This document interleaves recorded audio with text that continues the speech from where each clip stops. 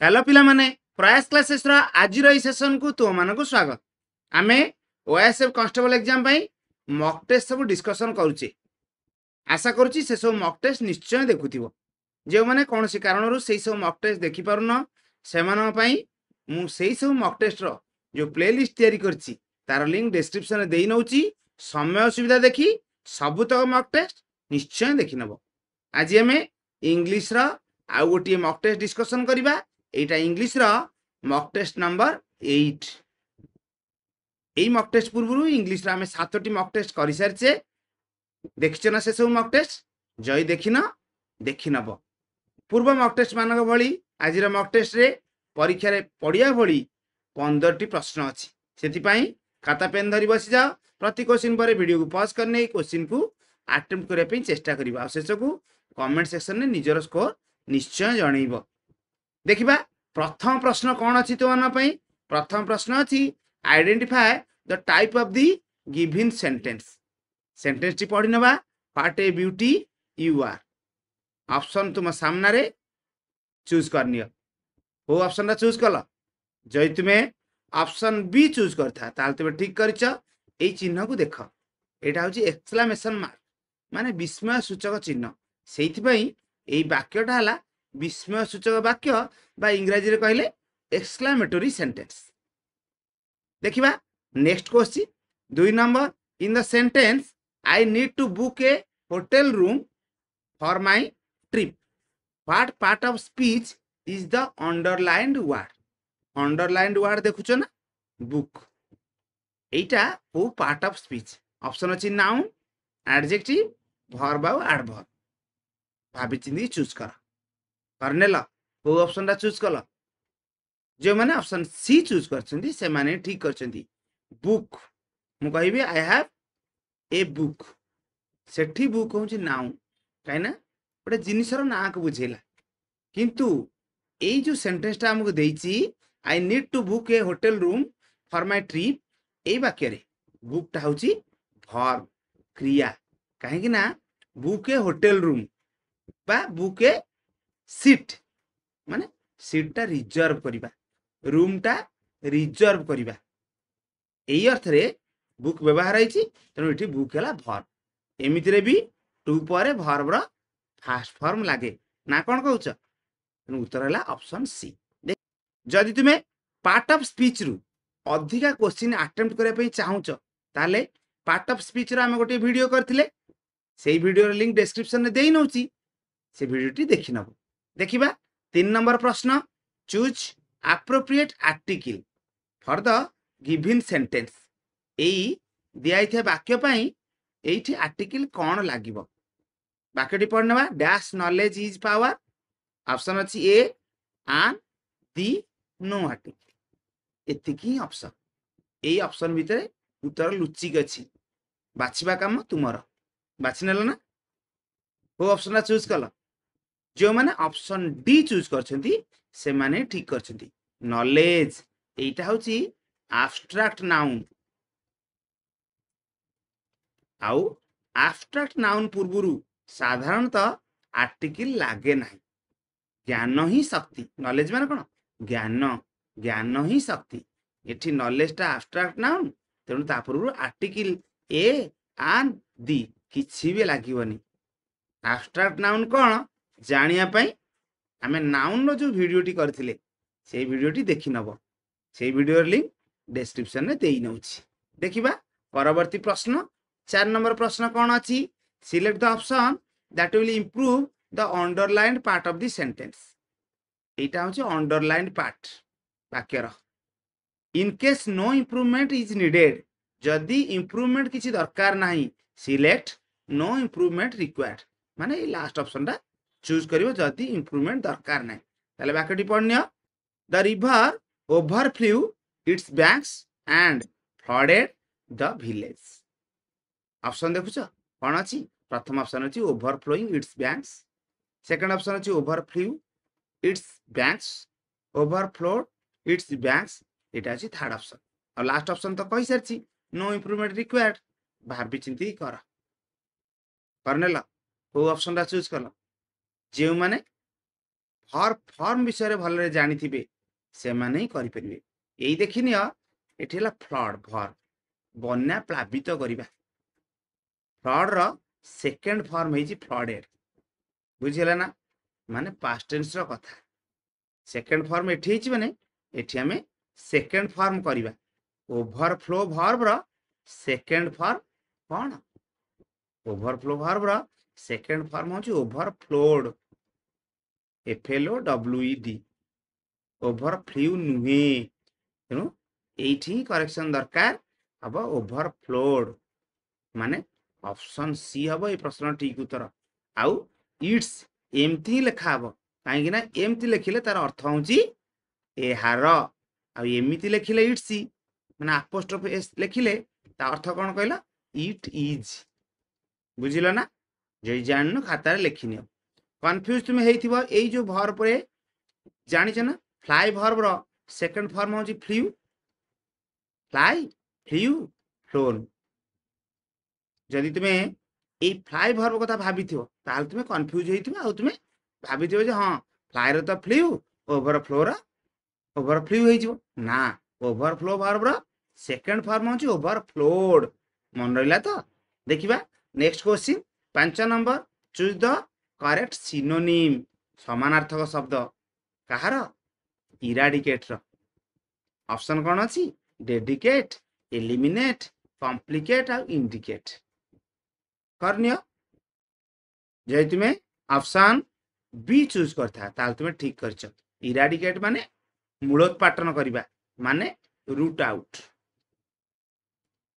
बा destroy completely माने ध्वंस करबा ताले तार सिनोनिम कौन हम एलिमिनेट ही हम। डेडिकेट माने डिवोट वन सेल्फ कौन सी कार्य रे मनोनिवेश करबा। तुम्हें जानिथिबो कॉम्प्लिकेटेड कॉम्प्लिकेटेड माने जटिल ना कॉम्प्लिकेटेड हला एडजेक्टिव टा सेटा हला तार अर्थ होची जटिल। ताले कॉम्प्लिकेट माने कौन जटिल करबा मेक डिफिकल्ट आ इंडिकेट माने सूचेइबा निर्देश करबा। तेणुकरी ए इराडिकेट रो सिनोनिम ए नुहे कि सी ऑप्शन में जो शब्द देछि कॉम्प्लिकेट सी भी नुहे कि डी ऑप्शन में जो इंडिकेटर अच्छी सी भी नुहे उत्तर है ऑप्शन बी। देखिबा next question 6 number fill in the blank with the correct homophone पढ़ने क्वेश्चन टा जानी परिबो होमोफोन कौन जदि जानि न था। Before planning a trip considering the dash for the trip is necessary option तुम सामना रे निजे निजे पढ़ी नियो आउ चूज करनियो को ऑप्शन रा चूज कल उत्तर होची ऑप्शन बी। जो माने ऑप्शन बी करछ से माने ठीक करछ। गोटे ट्रिप पाई माने किछि बाहर को जिया पाई प्लानिंग करिया पूर्वरु एठी कहिछि ना बिफोर प्लानिंग प्लानिंग करिया पूर्वरु कोनटा कंसीडर करिया दरकार कंसीडर करिया दरकार फेयर भड़ा माने FARE किंतु तुम कहबो FAIR कौन ये भी फेयर ये होची मेला जात तुम कह ये जो फोर्थ है ये है बिफोर पूर्वर फोर अर्थ है बिफोर फियर तो जानते हो भय तेणुक तुम्हें कन्फ्यूज हो यही दीटा भितर जदि भड़ार इंग्लीश FARE जानी तुम्हें निश्चय ठीक कर कौन ठीक कर ना। देखिबा यही प्रश्नटी 7 नंबर प्रश्न सिलेक्ट द एंटोनिम एंटोनिम माने opposite of the given word वर्डटा कौन सिभर ऑप्शन रिमूव ट्रिम कीप आउ यूनाइट अच्छी करनियो। जदि तुम्हें लास्ट ऑप्शन टा चूज करछो ताल तुम्हें ठीक करछो। सिभर रो अर्थ हला सेपरेट बाय कटिंग माने काटी करी अलगा करिबा तेणुकरी तार विपरीत हबा यूनाइट करिबा। कीप रो अर्थ तुम्हें जानिथिबो ट्रिम दाढ़ी ट्रिमिंग करा जाए ना नहीं आ रिमूव रो अर्थ अलगा करिबा तेणुकरी ए सब ऑप्शन ए जो सिभर वर्ड रो एंटोनिम नुहे उत्तर होची एंटोनिम होची यूनाइट माने जॉइन टुगेदर।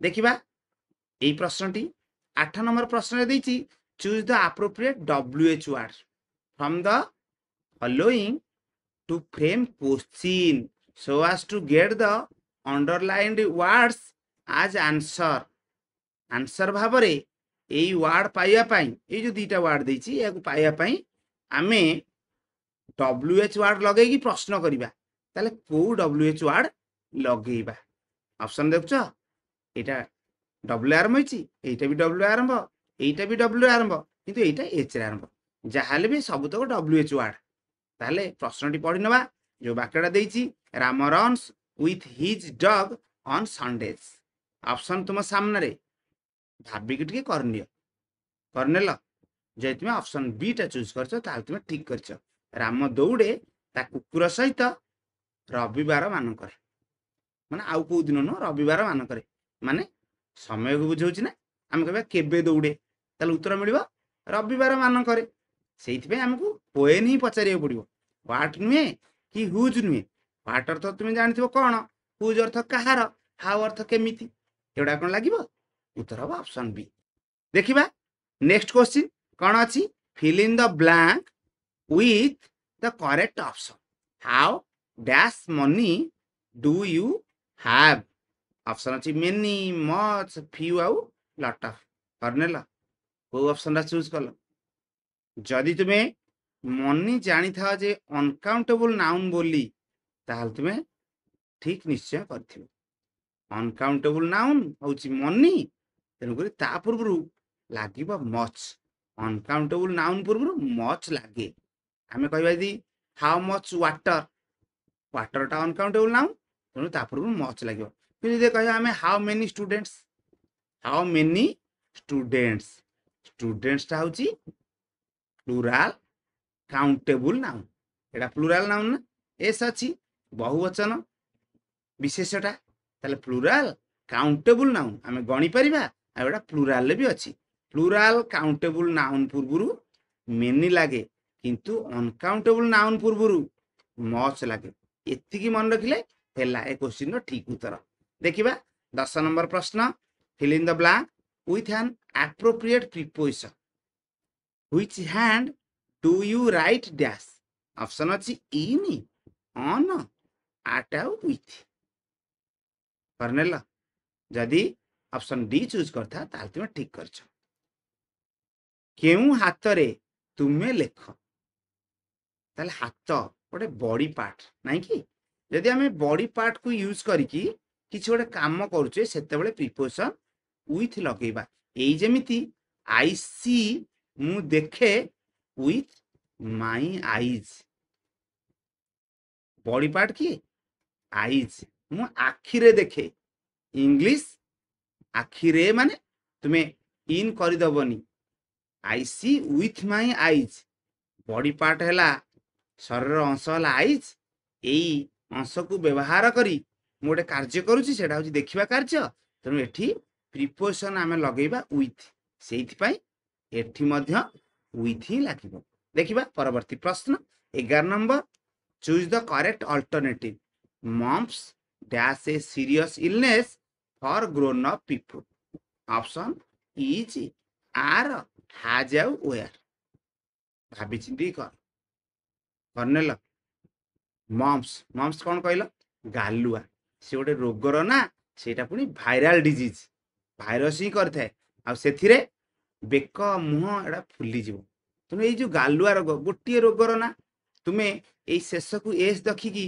जब तुम्हें कन्फ्यूज हम भाव जो एटा प्लूराल ताल तुम भूल कर बसिल एटा होची प्लूराल नुहे एटा होची सिंगुलार गोटे रोगर ना तेणुकरी या पर सिंगुलार वर्ब लागिवो माने आर लागिवनी कहना आर प्लूराल ओ आर लागिवनी प्लूराल आउ रहिला इज आउ हाज ताले मम्स माने गालुआ गोटे सीरियस इलनेस ताले अटे ना नहीं अटे अर्थ रे हम इज लगेबा माने ऑप्शन ए हबो हमर ठीक उत्तर हाज नुहे हाज माने अछि मोर अछि तुमर अछि तार अछि बेले ही हाज करिबा मोर अछि बेले आई हैव करिबा बुझियला तो एई जेमती मम्स गोटे रोगर ना किंतु कन्फ्यूज करियाको ता शेष रे अछि एस सेमती आ गोटे रोगर ना मन रखनियो मिजिल्स मिलीमिला शेष को एस अछि किंतु ये गोटे रोगर ना एटा सिंगुलार तेणु तापर यदि वर्ब लागिवो सिंगुलार वर्ब ही लागिवो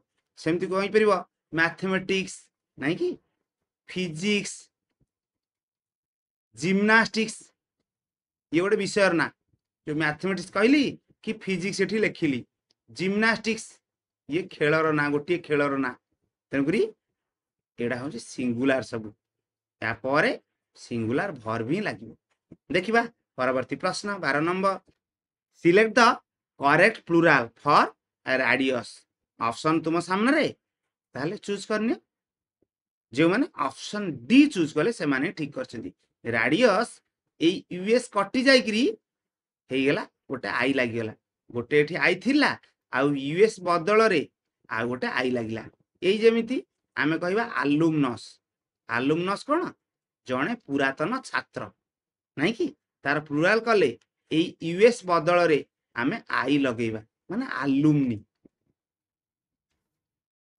देखिबा next question 13 number choose the option to correctly complete the sentence when I woke up this morning the sun dash already risen option अछि had has will ଆଉ were करनियो भाबी की करबा दरकार नहले भूल हे जिवो देख एठी woke अछि woke माने wake रा second form woke how second form सब बेले पास्ट टेंस वाक्य रे ही लागि थाए ताले वाक्यटी अतीत काल रे ही अछि ताले आमे हाज लगेइबा कि लगेइबानी विल लगेइबा कि लगेइबानी काहे कि ना हाज लागे present tense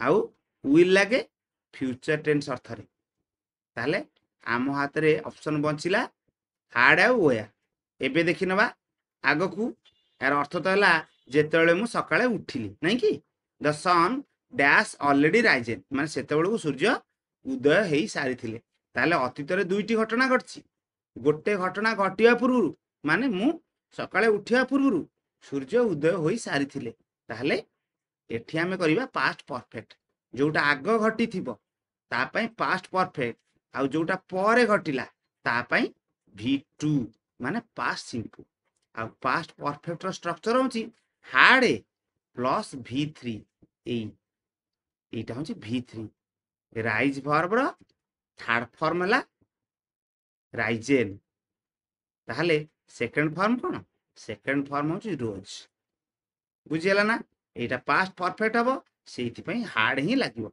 hard plus v3 मन रहिला तो देखिबा एई प्रश्नटी 14 नंबर आजिर शेष प्रश्नर पूर्व प्रश्न कौन क्वेश्चन अछि my sister bakes delicious cakes choose the passive voice माने एई सेंटेंस रो पासिव वॉइस कले कौन हबो ऑप्शन तुम सामने रे गोटिए पर गोटिए ऑप्शन पढ़ी नियो आउ ठीक ऑप्शन टा कौन रहबो चूज कर देख माय सिस्टर बेक्स क्रिया रे एसीएस लागिला माने वर्ब रो फिफ्थ फॉर्म ता माने एटा होची प्रेजेंट टेंस रो वाक्य काना वर्ब रो फिफ्थ फॉर्म माने वर्ब रे एसीएस लागि थाए प्रेजेंट सिंपल ताले प्रेजेंट सिंपल ए वाक्यटी अछि पासिव वॉइस केमिति करिबा कोन बेक करे ना डेलिशियस केक्स मुळु को आसीबो डेलिशियस केक्स ए दीटा ऑप्शन हमर ठीक उत्तर हेई पारे ए delicious cake no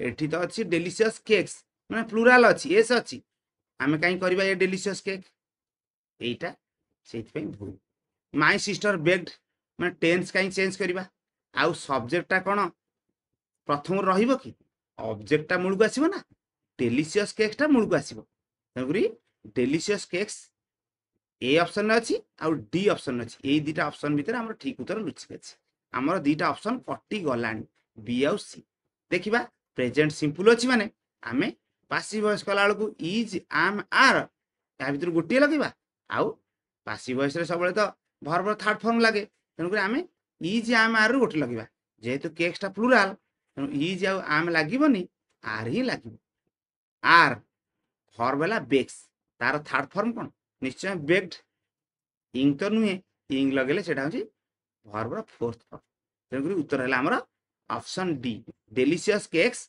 are baked by my sister देखिबा आजिर शेष प्रश्न 15 नंबर प्रश्न देइची choose the correct indirect narration from the given options ताले एटा डायरेक्ट स्पीच रे देइची तार इनडायरेक्ट स्पीच कले एई ऑप्शन भितर कोउटा ठीक उत्तर हबो प्रश्न पढ़ना he said be quiet and listen to my words option तुम सामने पढ़नी आ चूज करनी ही सेड से कहले बी क्वाइट टे शांत भाव ताले ये जो वाक्यटा भितर अच्छी इनवर्टेड कमा भितर यहाँ आदेश उपदेश अनुरोध प्रकार वाक्य यहाँ इंपेरेटिव सेंटेंस आउ इंपेरेटिव सेंटेंस थिले आमे टू रो व्यवहार करथाय देखिला को ऑप्शन रे टू अछि लिसन टू तुम कह एठी लिसन टू अछि नहीं नहीं आमे एठी ही टू लगेबा एठी ही सेड तापर टू लगेबा टू बी क्वाइट कोठी अछि ऑप्शन ए रे अछि ना तेनु ऑप्शन ए हैला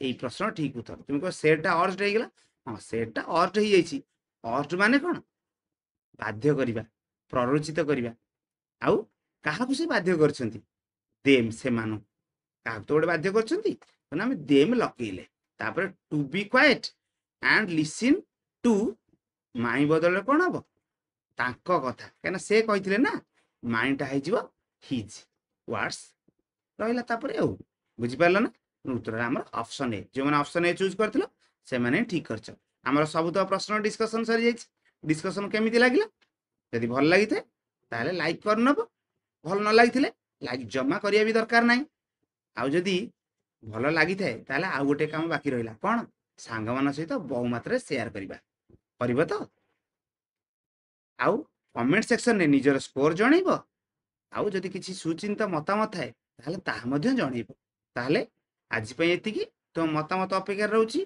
पुणी खूब शीघ्र आउ गोटे नुवा वीडियो नै तुमान पाखरे हाजर हेबी सेतेबेले जाय रहउची थैंक यू ऑल।